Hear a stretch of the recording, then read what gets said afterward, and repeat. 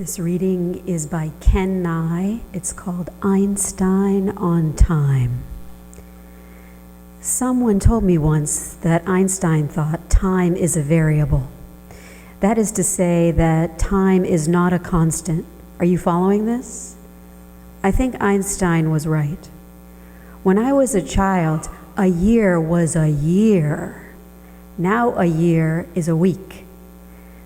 When I was a child, a week was a whole bunch of days of limitless possibilities, so numerous that I planned ahead only as far as the afternoon. Now a week is a few meetings interspersed with frenetic activity that I have apparently convinced myself is important. Never mind stopping to enjoy the moment. Never mind stopping to smell the roses. Yesterday, a lifetime was forever, immeasurable, like a light year. But today, swirling in a mix of tomorrows and yesterdays, a light year is comprehensible, measurable, and finite. But let's not talk cosmic stuff. Let's not throw in big words to impress. If Einstein was right, and I think he was, where is the throttle? How do I slow this thing down?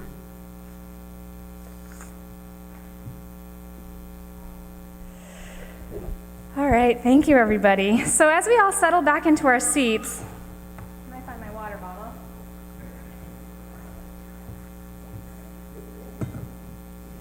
As we all settle back into our seats, I want us to just hold in our mind what it was like to see all the different ages and generations dancing, and how much music has changed over the years and how much has stayed the same. And friends, this is my third time doing the Generations Dance with all of you here at UUAC. And we've done it every other year since I've arrived. And this year, for the first time, I both removed and added a generation. And I will be honest, I thought long and hard about those of you here, those of you I know and love, those of you I see in the pews Sunday after Sunday, when I removed the greatest generation from our script. And it was not without a moment of great tenderness and an amorphous feeling of loss that I took it out.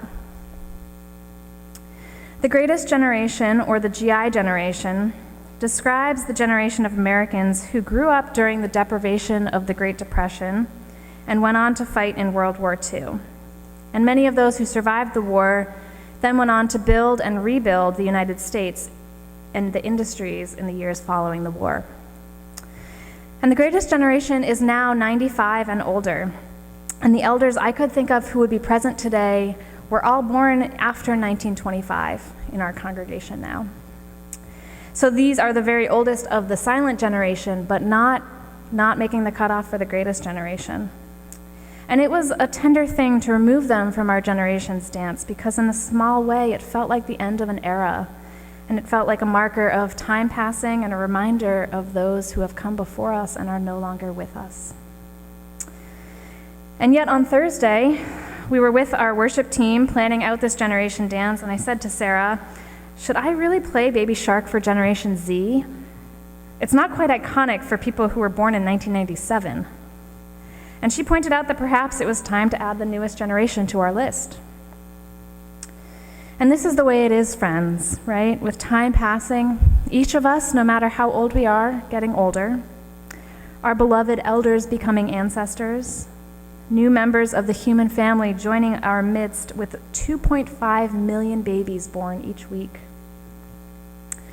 And it's a tender thing, time passing, generations passing away and new generations coming into the world, because each one of us can look back and remember those in our lives who have become ancestors. And each of us can look forward and realize that one day in the future, each of us in this room will be ancestors.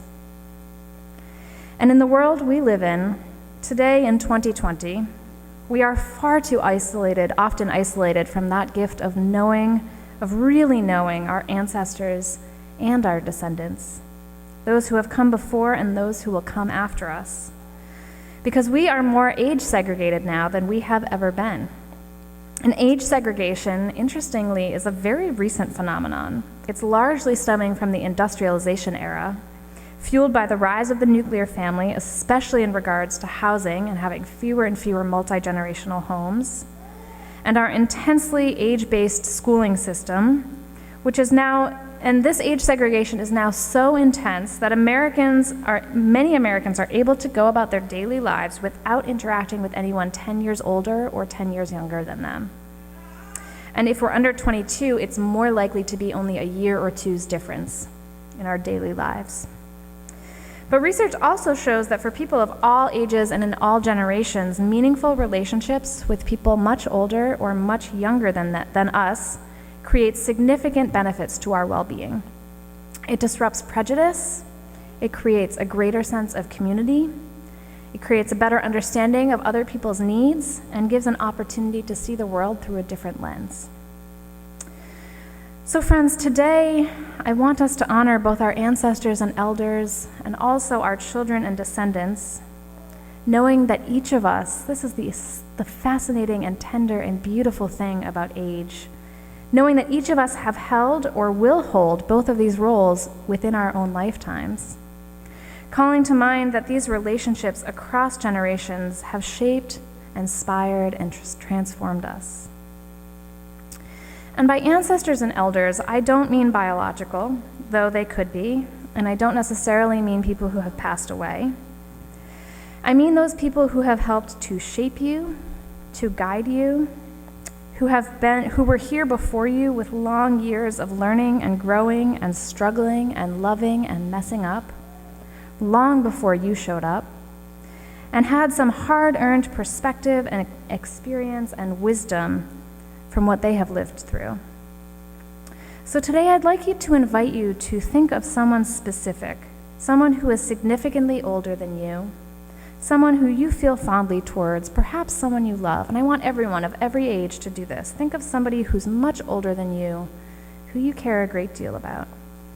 This could be a mentor, a friend, a family member, perhaps someone who has now become an ancestor, or someone who's still alive. And you only have to think of one person. I know you likely have many. And if you feel comfortable, close your eyes and let their beloved face come into your mind's eye. Let yourself remember one or two things about them. An expression, perhaps, a mannerism, a conversation you had that impacted you.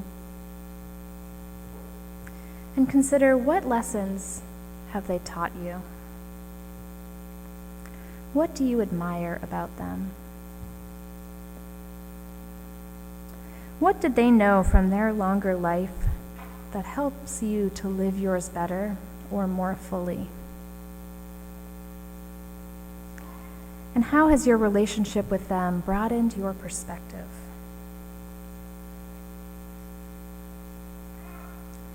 And if you'd like, I invite you now to call their name into this space.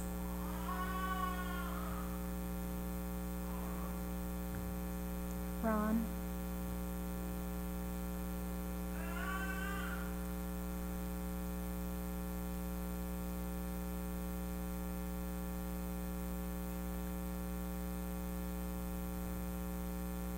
And send them a blessing. And open your eyes.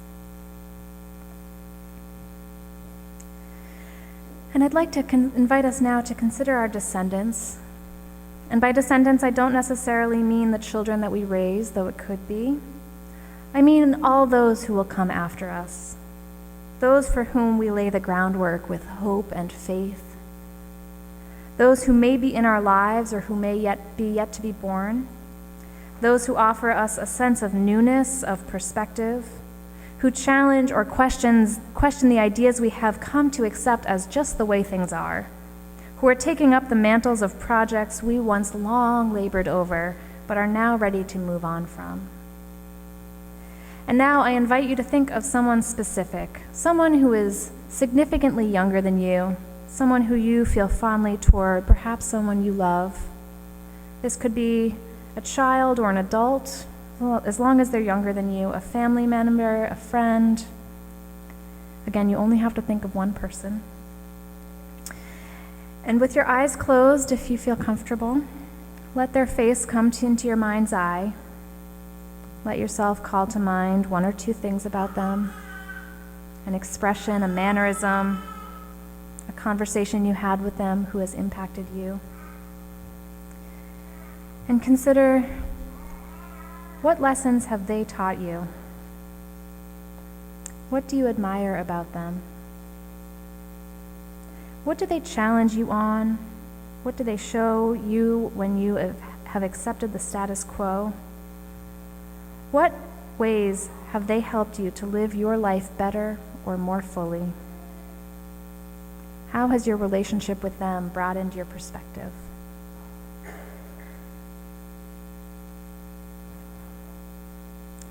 And if you are so moved, I invite you to call their name into the space.